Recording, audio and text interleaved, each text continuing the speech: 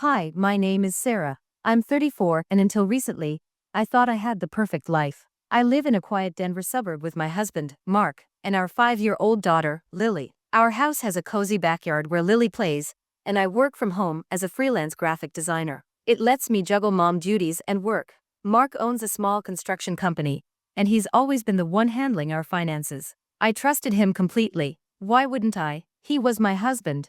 We met when I was 23, just out of college. Mark was charming, driven, and already running his own business. We married 2 years later, and Lily came along soon after. Life felt like a dream: a suburban house, a loving family, and a steady income. Sure, Mark worked late sometimes, but I thought it was just part of being a business owner. But there were little things, like how he'd get annoyed if I asked about our savings. "Don't worry about it," he'd say. Or the time our credit card was maxed out, and he brushed it off as business expenses. I believed him. I mean, we were happy, right? Looking back, those were the first cracks, the signs I ignored because I loved him. But trust can blind you, and I was about to learn that the hard way. It was a rainy March afternoon when things started to unravel. Lily was at preschool, and I was working on a design project when I got an email from our bank. It said our checking account was overdrawn. I frowned. Mark had told me last week we were fine. I tried logging into our bank account, but my password didn't work.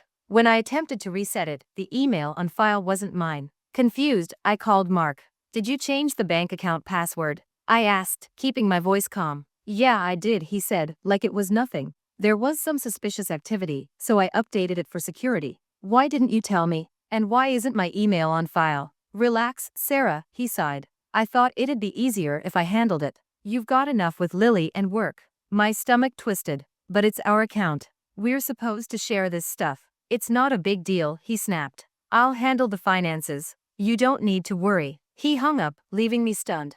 Not a big deal. It felt huge. Why was he shutting me out? That night, I tried talking to him again, but he brushed me off. "Sarah, let it go. I'm protecting you." Protecting me? From what? I didn't push it. I hated fighting, but something felt wrong. A few weeks later, another incident. My debit card was declined at the grocery store. Mortified, I paid with cash and called Mark. "What's going on?" "The card didn't work." "We're tight right now," he said, annoyed. "I moved some money for the business, but we can't buy groceries." "That doesn't make sense." "Use the credit card," he said. "I'll sort it out." I wanted to argue, but his tone stopped me. So I let it go. Again. But the unease grew. Why was he so secretive? Why couldn't I see our statements? Was he hiding something? Everything changed one night when Mark was out working late. It was 10 p.m., and I was tucking Lily into bed when his phone buzzed on the kitchen counter. He never left it behind, so curiosity got me. I saw a text from "L. Can't wait to see you tomorrow. Same place."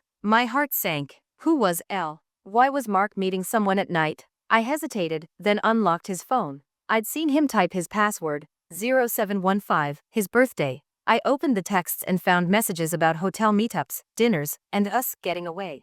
There were selfies of a woman I didn't know smiling at the camera. I felt sick. Mark was having an affair. But then I saw something worse. Emails forwarded to his phone from a bank account I didn't recognize. Statements showed tens of thousands of dollars, while our joint account was always low. Where was this money coming from? Why did he have a secret account? I took screenshots of everything, texts, emails, statements, and emailed them to myself, deleting the evidence from his phone. My hands shook, but I had to be careful. If Mark knew I'd snooped, he'd lose it. When he came home, I pretended to sleep. I couldn't face him. Not yet. The next morning, while he showered, I snuck into his office and checked his laptop. More emails confirmed the secret account, plus messages from his business partner, Tom, about missing funds from the company. Was Mark stealing from his business? This wasn't just an affair. It was financial betrayal on a massive scale. I needed more proof and a plan. The next few weeks were torture. I kept up appearances, working, caring for Lily, acting like nothing was wrong.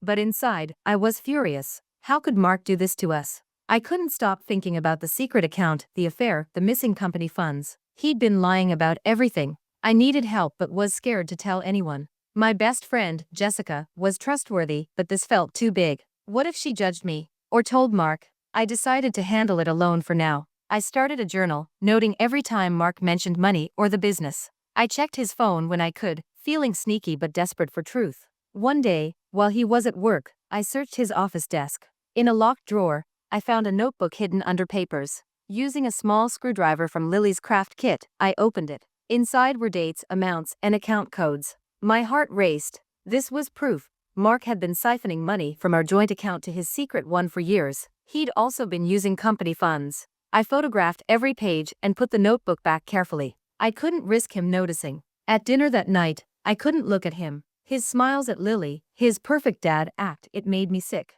How could he be so two-faced? But I stayed calm. I had to, until I knew my next move. A month later, I was ready. I'd gathered evidence, statements, emails, even recordings of Mark lying about our finances. I'd also met with a lawyer, Karen, who specialized in financial abuse. She said I had a strong case for divorce and that Mark could face criminal charges for embezzlement. But first, I needed to confront him. I deserved that. One night, after Lily was asleep, I sat him down. "We need to talk," I said, my voice steady. "About what?" he asked, surprised. "About us. About the lies." He frowned.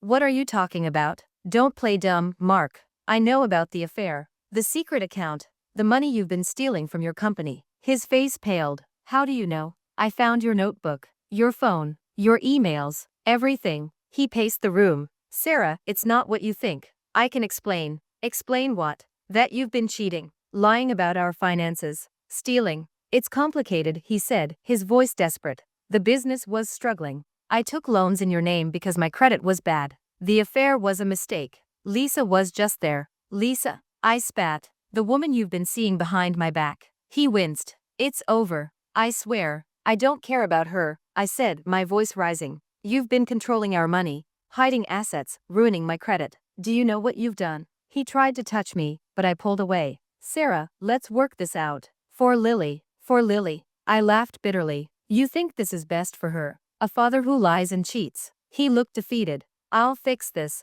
I'll pay back the money." But I knew he couldn't. The damage was done. The next day, I filed for divorce. Mark fought me, claiming I was unstable. But I had evidence, and Karen was fierce. Living with Jessica while the divorce unfolded was a lifeline. She gave Lily and me a safe space as I navigated court battles. Mark's lawyer tried to paint me as unfit, but my evidence was undeniable. In court, he claimed we were broke, but I presented the secret account statements, notebook, and emails. The judge was livid. "Mr. Johnson, you've been less than truthful." Mark's lawyer argued the evidence was illegal, but the judge allowed it, citing financial abuse. Then Tom testified. After investigating, he confirmed Mark had embezzled over $100,000 from the company. Mark was fired and criminal charges were filed. The judge ruled in my favor. I got half the assets, including the house, which I sold, and alimony for Lily and me. Mark was ordered to pay restitution and faced prison. Leaving court, I felt lighter. Justice was served. One day, I ran into Lisa. She apologized, saying she didn't know Mark was married. I felt pity, not anger. "It's not your fault," I said. "He lied to us both." If you like the story, then hit the like button and subscribe our channel for daily new revenge stories.